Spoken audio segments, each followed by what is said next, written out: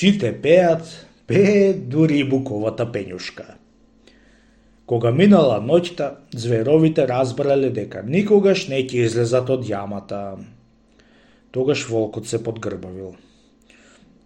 За се е виновна лисицата, таа го фати славиот, а заради тоа славејче тие не фатија в јама. И неочекувано се фрлил на лисицата и ја растргнал, дури се црвени влакна од неа летале. Сега мечката се подгрбавила. Вистина, лисицата го фати славиот, ама ти го донесе в пештар и го затвори в кафес. И уште волкот не ја доел лисицата, мечката се фрлила на него и го растргнала. Бидејќи не била свикната да јаде месо, се задавила со волчата нога и пред да ги дигне сите 4 нозе кон синото небо, го чула ослободениот Славеј како пее.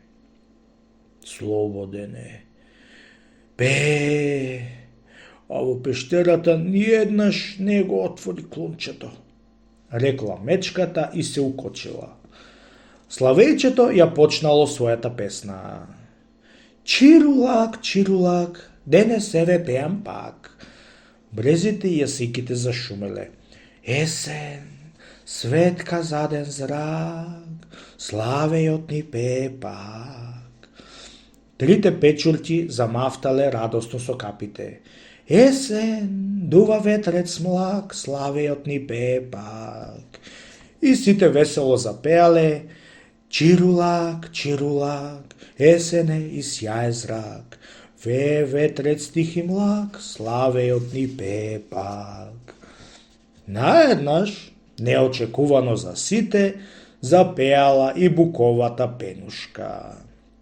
Чирулак, ветрец све, сончев зрак уште гре, пак кај нас Славеј пее.